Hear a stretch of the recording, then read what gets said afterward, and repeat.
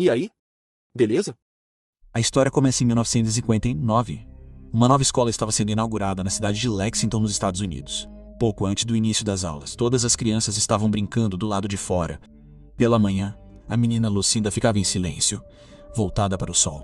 Um som estranho, sinistro e sussurrante ecoou em seus ouvidos. Surpreendentemente, apenas Lucinda conseguia ouvir esse som. Nesse momento, a professora, Sir Taylor, chegou e pediu que todos voltassem para a sala de aula. Os outros alunos correram para suas salas de aula, mas Lucinda permaneceu lá, perdida em seus pensamentos. No entanto, a Sir Taylor conseguiu trazê-la para dentro. Taylor lembrou a todas as crianças que a cerimônia de inauguração da escola seria realizada no dia seguinte, e que uma competição havia sido organizada para a ocasião. Nessa competição, todas as crianças foram convidadas a desenhar uma imagem imaginária, mostrando como achavam que o mundo seria nos próximos 50 anos. Nesse momento, a Sir Taylor trouxe uma cápsula do tempo, o que deixou todas as crianças muito animadas. A cápsula do tempo era um recipiente que continha todos os seus desenhos. Ela seria enterrada no subsolo. E, após 50 anos, a cápsula seria retirada para ver qual desenho da criança mais combinava com o futuro. Aliás, foi Lucinda quem sugeriu a ideia de uma cápsula do tempo para seus professores, durante outra competição realizada um mês antes. A Taylor elogiou Lucinda por isso e deu início à competição. Depois disso, todas as crianças começaram a trabalhar em seus desenhos. Durante a competição, algumas imaginaram viagens espaciais no futuro, enquanto outras desenharam uma era robótica. Quando a competição terminou, a Sir Taylor começou a coletar todos os desenhos. Mas ela percebeu algo em comum. Lucinda não havia desenhado uma figura. Em vez disso, ela havia preenchido todo o papel com números estranhos, escrevendo-os sem parar. Parecia que ela não tinha controle sobre suas mãos. Lucinda estava prestes a escrever até a borda do papel quando a Sir Taylor o arrancou. Lucinda olhou para ela com um olhar angustiado. A história então muda para o dia seguinte, quando a cerimônia de inauguração da escola estava sendo celebrada. Taylor viu Lucinda parada, triste, segurando um balão, longe do resto das crianças. Enquanto isso, a cápsula do tempo contendo todos os desenhos foi enterrada no chão. Ao mesmo tempo, Lucinda desapareceu repentinamente, e apenas seu balão foi visto flutuando no céu. Alarmada, Sir Taylor imediatamente chamou a polícia e começou a procurar por Lucinda por toda a escola. Depois de muito esforço, a Sir Taylor encontrou Lucinda no ginásio. Ela estava machucada e seus dedos estavam cobertos de sangue. Ela havia riscado mais números na porta com as unhas. Ao ver isso, os olhos da Sir Taylor se arregalaram em choque. O mesmo som sussurrante ainda ecoava nos ouvidos de Lucinda, e ela não conseguia entender o que estava acontecendo com ela. Com isso, a história avança 50 anos para o ano de 2009. Aqui somos apresentados a um professor chamado John, que estuda a astrofísica. John é viúvo. Sua esposa havia falecido alguns anos antes, e desde então, ele vivia sozinho com seu filho Caleb. Ser pai solteiro muitas vezes o fazia se sentir sobrecarregado por suas responsabilidades para com o filho. Certo dia, após dar uma palestra na faculdade, John estava prestes a tomar um café com seu amigo Phil, quando de repente se lembrou de que precisava ir à escola de seu filho para comemorar o aniversário de 50 anos. Ele correu imediatamente para a escola de Caleb. Acontece que aquela era a mesma escola primária onde a cápsula do tempo havia sido enterrada 50 anos antes. Hoje a cápsula estava sendo desenterrada, para a alegria de todas as crianças e professores. Taylor, agora uma senhora idosa, foi a convidada principal. Após seu discurso, a cápsula do tempo foi aberta, e envelopes contendo os desenhos das crianças foram distribuídos entre os alunos. Coincidentemente, Caleb recebeu o envelope que pertenceu a Lucinda. Ao abri-lo, encontrou uma lista de números escritos por ela. Enquanto tentava decifrar os números, John ouve o mesmo som sussurrante, assim como Lucinda, ecoando em seus ouvidos. Nesse momento, ele percebe um homem desconhecido parado a uma curta distância, olhando para ele. De repente, algo o distrai, e quando ele olha para trás, o homem havia desaparecido. O desaparecimento repentino do homem deixa John confuso. Naquela noite, enquanto Caleb faz o dever de casa, John percebe que ele tirou seu aparelho auditivo. Caleb tinha perda auditiva, por isso precisava usá-lo. Quando John pergunta a ele sobre isso, Caleb explica que estava ouvindo um som sussurrante vindo do dispositivo, então o tirou. Mas John presume que seja apenas um problema técnico e pede para Caleb ajustar o volume. Então John encontra um pedaço de papel com os números de Lucinda na bolsa de Caleb. Caleb deveria devolvê-lo à escola, mas ele o trouxe para casa secretamente. John diz a Caleb para devolver o papel ao professor e o manda para seu quarto. John está profundamente triste desde a morte de sua esposa e costuma beber para anestesiar a dor. Enquanto se serve de um pouco de vinho, ele acidentalmente derrama na mão. Quando vai à cozinha para limpar, sem saber, coloca o copo no papel de Lucinda, deixando uma mancha circular no meio. Coincidentemente, dentro daquele círculo, John nota alguns números familiares. Curioso, ele escreve esses números em um quadro branco e os reorganiza. A partir deles, ele decifra uma data, 9 de novembro de 2001, com o número 2996 escrito ao lado. A data parece familiar. Quando John a pesquisa na internet, ele percebe que se refere ao ataque terrorista de 11 de setembro às Torres Gêmeas em Nova York, onde 2.996 pessoas foram mortas. John fica surpreso. Ele então escreve todos os números do papel de Lucinda no quadro branco e começa a analisá-los. Para sua surpresa, ele descobre mais datas ocultas dentro da sequência.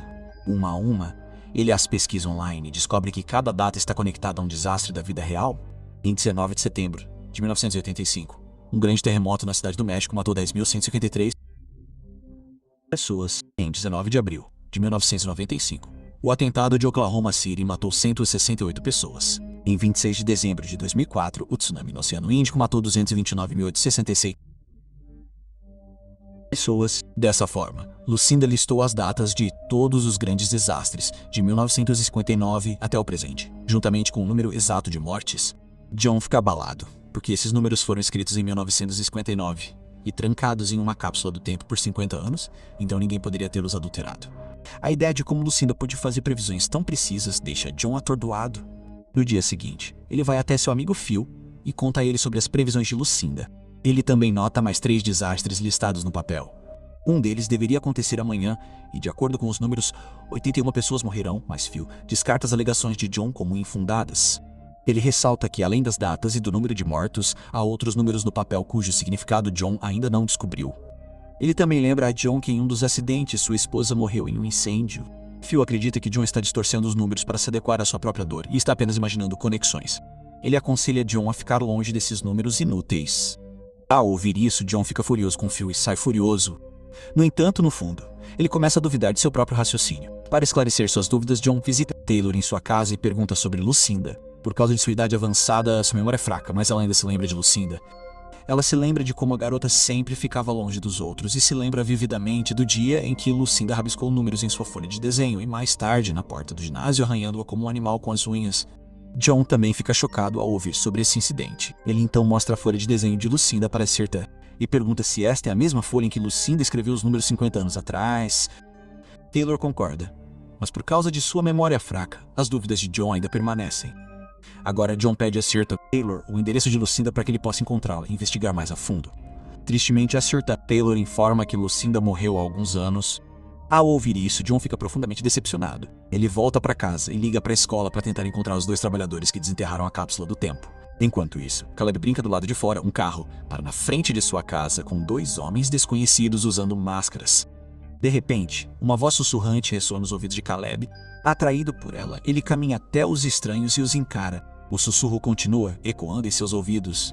Um dos homens silenciosamente dá uma pedra a Caleb. Naquele momento, John os vê pela janela.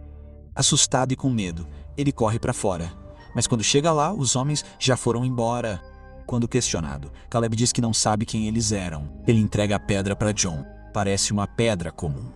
John aguarda, mas avisa Caleb para ficar longe de estranhos e o manda de volta para dentro de casa. Continuando sua investigação sobre Lucinda, John pesquisa online para descobrir como ela morreu. Ele descobre uma foto de Lucinda. Ela era casada, mas morreu de overdose de remédios. John está lendo sobre ela com atenção quando sua irmã, Grace, aparece de repente por trás dele. Ela diz que seus pais querem se reunir com ele, mas John, que há muito tempo estava afastado de seu pai, se recusa e pede para Grace sair de casa. Passa a meia-noite. De acordo com o jornal de Lucinda, hoje era o dia em que 81 pessoas deveriam ter morrido em um acidente.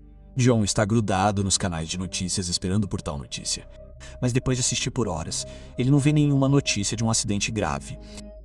Agora John começa a pensar que interpretar os números de Lucinda como datas era apenas sua imaginação. Exausto de beber a noite toda, ele finalmente adormece de manhã. Enquanto isso, Caleb liga para ele da escola. Devido à chuva forte e ao tempo tempestuoso, a escola está fechando mais cedo, e Caleb pede para John ir buscá-lo. John sai para buscá-lo, mas no caminho, ele fica preso em um engarrafamento causado por um acidente. Enquanto espera, John liga para Phil para se desculpar.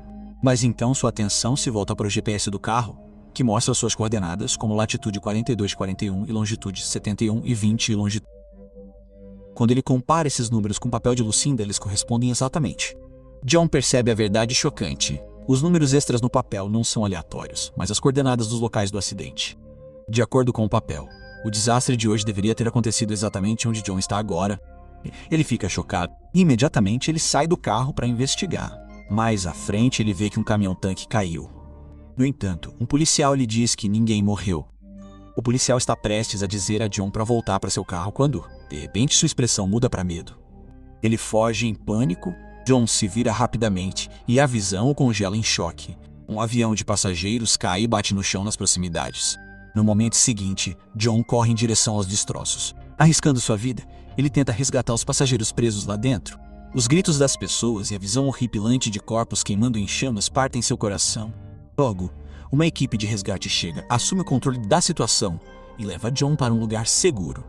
Mais tarde, quando John chega em casa, ele vê que Grace já foi buscar Caleb na escola. Sua atenção então recai sobre uma reportagem na TV que afirma que a queda do avião foi causada por uma erupção solar. Na verdade, quando mudanças magnéticas desencadeiam uma explosão massiva na superfície do Sol, ela libera uma enorme quantidade de radiação eletromagnética no espaço. Em alta intensidade, essa radiação pode interromper as comunicações de rádio da Terra. Neste caso, a erupção solar causou um mau funcionamento no sistema de navegação do avião, fazendo-o cair e matando exatamente 81 pessoas, o mesmo número escrito no papel de Lucinda. John fica em choque com o que aconteceu. Enquanto isso, Phil visita a casa de John. Embora agora acredite nos números, ele ainda aconselha John a ficar longe desses incidentes. Mas John não está disposto a recuar. Em vez disso, ele jura evitar os 2 próximos acidentes. Tarde da noite, enquanto Caleb dormia, um homem desconhecido usando uma máscara apareceu de repente em seu quarto. Caleb acordou com o som de passos e ficou horrorizado ao ver a figura parada ali. O homem então gesticulou para Caleb olhar pela janela. Quando Caleb olhou para fora, viu um grande incêndio florestal ocorrendo à distância. Chamas engolfavam as árvores. Animais estavam morrendo, e até sua própria casa estava queimando na visão. Aterrorizado, Caleb começou a gritar. Ao ouvi-lo, John correu para o quarto e encontrou Caleb chorando em um canto. A princípio, John pensou que seu filho tinha acabado de ter um pesadelo, mas quando olhou pela janela, notou um homem estranho se aproximando. Pegando um taco de beisebol, John correu em sua direção para ameaçá-lo. No entanto, antes que John pudesse se aproximar, o homem fugiu para a escuridão. Depois disso, John conseguiu encontrar o endereço da casa de Lucinda. Quando chegou lá, viu a filha de Lucinda, Diana, junto com sua neta Abby. John o seguiu até um museu. Lá dentro, pediu a Caleb que se aproximasse de Abby enquanto ele ia a Diana. Logo depois, ele convidou Diana para tomar um café. Embora ela estivesse hesitante, Diana concordou. Depois de uma conversa fiada, John foi direto ao ponto. Ele disse a ela que o encontro deles não foi uma coincidência e perguntou sobre Lucinda e os números que ela havia escrito. Mas no momento em que Diana ouviu o nome de sua mãe, ela ficou irritada e foi embora. John ligou para ela, dizendo que, de acordo com o jornal de Lucinda, 170 pessoas morreriam amanhã na cidade de Nova York e 3 dias depois, em 19 de outubro, outras 33 pessoas morreriam. Ele pediu a ela para ajudá-lo a resolver esse mistério, mas Diana se recusou a ficar mais um momento e foi embora com Abby. Mesmo assim, John se recusou a desistir. De volta a casa, ele rastreou o local onde o próximo desastre deveria ocorrer. Ao mesmo tempo, ele ouviu notícias de um possível ataque terrorista na cidade de Nova York. Isso o convenceu de que o desastre iminente estava ligado ao terrorismo. Ele imediatamente ligou para o FBI, deu a eles a localização e pediu que protegessem a área. No dia seguinte, John deixou Caleb na casa de sua irmã Grace por segurança e foi até o local. O local era uma estação de metrô. Os policiais já estavam lá, mas a área não estava totalmente protegida. Após uma breve discussão com uma policial, John entrou no metrô para procurar o suspeito. Logo, ele avistou um homem com algo volumoso escondido sob as roupas. No momento em que notou John, o homem correu. Convencido de que era um terrorista, John o perseguiu e a polícia rapidamente o seguiu. Por fim, o homem embarcou em um trem, mas foi parado em um posto de controle, onde a polícia ordenou que ele levantasse as mãos. Ao fazê-lo, um maço de DVDs caiu de suas roupas. Ele não era um terrorista, apenas um ladrão. John ficou confuso. Se não fosse um atentado, a bomba que desastre poderia ter matado 170 pessoas ali. Antes que ele pudesse pensar mais, um trem de alta velocidade que se aproximava da linha oposta descarrilou devido a uma falha técnica. Ele bateu em outro trem na frente, causando uma colisão catastrófica. O terrível acidente matou muitas pessoas, exatamente como o jornal de Lucinda havia previsto. John escapou por pouco com vida. Abalado e devastado, John voltou para casa, apenas para encontrar Diana já esperando lá com Abby. Ela explicou que no encontro anterior, John havia lhe falado sobre a data de 19 de outubro. Sua mãe havia profetizado que Diana morreria naquela data, e por anos ela temeu isso. Depois de testemunhar o desastre do trem, Diana agora estava convencida de que sua mãe realmente tinha capacidade de ver o futuro. Ela disse a John que tinha certeza de que morreria no acidente que ocorreria em 19 de outubro, e por causa disso ela queria apoiá-lo. Juntos, John e Diana foram para uma casa deserta, a antiga casa de Lucinda. Ao chegarem, eles deixaram Caleb e Abby no carro e entraram. Diana olhou novamente para o jornal de Lucinda e notou o último número, 33. Mas então ela se lembrou de que sua filha costumava escrever a letra E maiúscula ao contrário, fazendo com que parecesse o número 3. Talvez Lucinda também tivesse escrito E ao contrário. Se sim, então a última mensagem não era 33, mas E. Mas o que E queria dizer? À esperança de encontrar respostas, eles revistaram a casa. Diana disse a John que seu pai sempre achou que Lucinda era louca, então ele levou Diana e foi embora. Lucinda costumava dizer que veio para esta casa com um propósito e precisava se preparar para algo. Mas Diana nunca entendeu o que ela queria dizer. Lucinda morreu quando Diana tinha apenas 9 anos. Enquanto procurava, John notou uma parede coberta com artigos de jornal. Cada artigo descrevia um desastre passado. Então os olhos de John caíram sobre uma pintura. Ela mostrava Deus enviando uma mensagem ao seu profeta por meio de cartas escritas. Diana explicou que sua mãe costumava olhar para esta pintura por horas. Ela então levou John para um quarto, o mesmo quarto onde Lucinda foi encontrada morta. John revistou o quarto, mas não encontrou nada, exceto uma Bíblia. Decepcionado, ele estava prestes a sair quando seu pé tocou em algo no chão. Ao pegá-la, ele ficou surpreso ao ver que era uma pedra, exatamente igual a que Caleb havia recebido do homem desconhecido. O quarto estava cheio de várias pedras espalhadas pelo chão. Bill então olhou embaixo da cama e notou algo arranhado embaixo dela. Quando ele levantou a cama, ficou chocado ao ver palavras gravadas profundamente na madeira com as unhas de Lucinda. Eles leram todos os outros. John agora entende o verdadeiro significado do E duplo. Significa todos os outros, ou seja, todos no mundo. Enquanto isso, Caleb e Abby começam a ouvir sussurros. Quando Caleb olha para fora do carro, ele vê alguns estranhos assustadores se aproximando deles. Eles chamam Abby, pedindo para ela ir com eles. Abby cai na influência deles e abre a porta do carro. No entanto, antes que os estranhos possam levar Abby e Caleb rapidamente buzina o carro. Ao ouvir o barulho, John e Diana correm em direção ao carro com medo. Mas a essa altura, os estranhos já haviam fugido. Quando John e Diana chegam ao carro, Caleb e Abby contam a eles que os estranhos tinham vindo atrás deles novamente. Então John percebe um dos homens escondido nos arbustos. Ele diz para eles trancarem as portas do carro e corre atrás do homem com sua arma. O estranho, que estava sussurrando, fica parado, completamente despreocupado. John aponta a arma para ele e exige saber por que eles estão perseguindo Caleb e Abby. O homem não responde. Mas no momento seguinte ele abre a boca, e em vez de palavras, uma luz ofuscante brilha, deslumbrando John por alguns instantes. Quando John recupera a visão, o homem já não está mais lá. John então leva todos de volta para casa. Na manhã seguinte, quando John vai chamar Abby para tomar café da manhã, ele a encontra colorindo um desenho. Surpreendentemente, é o mesmo quadro que John tinha visto na casa de Lucinda, aquele que retrata o dia do julgamento, conforme mencionado na Bíblia. O desenho mostra um sol escaldante, e John percebe que o próximo desastre deve estar relacionado ao sol. John imediatamente leva todos para o observatório do MIT, onde conhece Phil e explica o perigo de uma erupção solar. Até agora, todas as erupções solares liberadas pelo Sol eram bloqueadas pela camada de ozônio da Terra, causando apenas pequenos problemas como falhas de comunicação e quedas de energia. Mas, segundo John, dessa vez o Sol está prestes a liberar uma explosão catastrófica, uma supererupção solar. Ele irá liberar ondas de radiação de 100 microteslas poderosas, o suficiente para queimar e destruir a própria Terra. A supererupção poderia até mesmo dizimar todos os planetas do nosso sistema solar. Nesse momento, John percebe a luz do Sol entrando pela janela, anormalmente brilhante e quente, mesmo no meio do inverno. Isso também é uma prova da aproximação da erupção solar.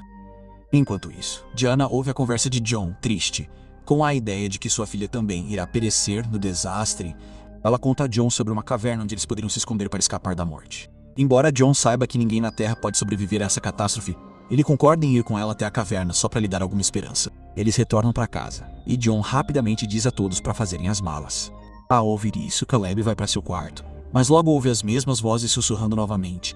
Ele perde o controle e começa a escrever números em um pedaço de papel, assim como Lucinda costumava fazer. Quando John entra na sala, ele vê Caleb rabiscando números e imediatamente arranca o papel e a caneta dele.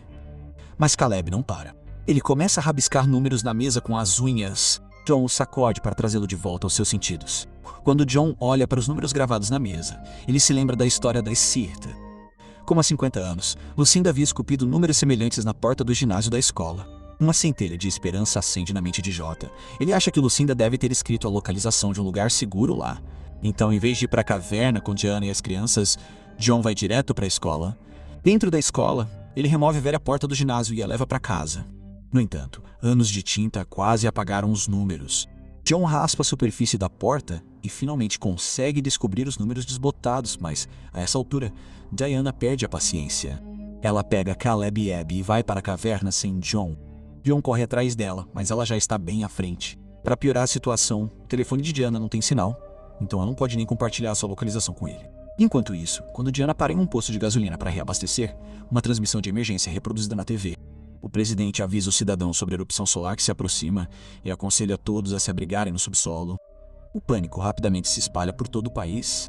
Simultaneamente, Caleb telefona para John de uma cabine pública. Diana chega e o manda de volta para o carro. Ela conta a John sua localização e pede que ele venha rápido para que eles possam ir para a caverna que ela mencionou. Só que John o interrompe, dizendo que nenhuma caverna os protege. Ele explica que encontrou a localização da casa de Lucinda pela porta e acredita que algo na casa de Lucinda pode protegê-los da erupção solar. Então, John diz a ela para levar as crianças até lá, mas Diana se recusa a acreditar nessa teoria. Eles discutem ao telefone. De repente, Diana percebe uma pedra em cima da cabine telefônica, exatamente como as pedras que John e ela encontraram na casa de Lucinda. Quando ela se vira, vê estranhos sequestrando Abby e Caleb e os levando embora. Horrorizada, Diana pula em seu carro e corre atrás deles. Mas enquanto persegue a toda velocidade, ela colide com um caminhão e fica gravemente ferida. Enquanto isso, John chega ao posto de gasolina e procura pelo carro de Diana. Depois de perguntar por aí, ele chega ao local do acidente e encontra Diana lutando por sua vida em uma ambulância. Os médicos tentam desesperadamente salvá-la, mas ela morre lá. Uma enfermeira informa John que Diana faleceu em 19 de outubro, exatamente à meia-noite. A profecia de Lucinda sobre sua filha se tornou realidade. Mais tarde, enquanto John lamenta o corpo de Diana, ele percebe a mesma pedra em sua mão. Ele percebe que os estranhos levaram Caleb e Abby. Terminado, John pega sua pistola e vai direto para a casa de Lucinda. Quando chega, vê marcas de pneus que levam para os arbustos. Seguindo-as, John descobre pilhas das mesmas pedras estranhas espalhadas por lá. À medida que avança, John se depara com um dos estranhos parado em silêncio. Ele aponta sua arma para ele e exige saber onde as crianças estão. Nesse momento, Caleb e Abby aparecem, segurando um coelho. Eles dizem a John que as pessoas que os levaram não são más. Eles só querem salvá-los da erupção solar. De repente, uma luz brilhante aparece no céu e, dela, uma nave alienígena desce para a Terra. John fica surpreso ao perceber que os estranhos são, na verdade, alienígenas, que se disfarçaram em forma humana. Esses alienígenas já sabiam da destruição da Terra, e é por isso que vieram para salvar os seres vivos. Eles escolheram Caleb e Abby para levar a humanidade adiante em um novo planeta. Caleb implora a John para ir com eles na nave alienígena, mas um dos alienígenas o impede e sussurra que apenas aqueles que conseguem ouvir suas vozes podem viajar com eles. Ao ouvir isso, Caleb se emociona. Com o coração pesado, John explica ao filho que os alienígenas o escolheram para um propósito maior, começar uma nova vida para a humanidade. Ele diz a Caleb que é algo para se orgulhar. John então lhe dá um medalhão como lembrança, contendo uma foto de John e sua esposa. Depois disso, John amorosamente entrega Caleb e Abby aos alienígenas. Os alienígenas então revelam suas verdadeiras formas e levam as crianças, junto com muitas outras criaturas terrenas, para sua nave. Na manhã seguinte, chega o dia do juízo final. John vai até seus pais e irmã para passar seus momentos finais com eles. Logo, uma enorme erupção solar irrompe do Sol, queimando e destruindo a Terra completamente. John perece junto com o planeta. Na cena final, vemos a nave alienígena chegando a um novo mundo. Caleb e Abby, junto com seus coelhos, são deixados lá para começar um novo capítulo para a humanidade. Eles correm em direção a uma árvore brilhante e radiante, e com isso o filme termina. Amigos, se vocês gostaram deste vídeo e se perderam na história enquanto assistiam, por favor se inscrevam para nos apoiar, para que possamos continuar trazendo mais vídeos como este. Obrigado por assistir.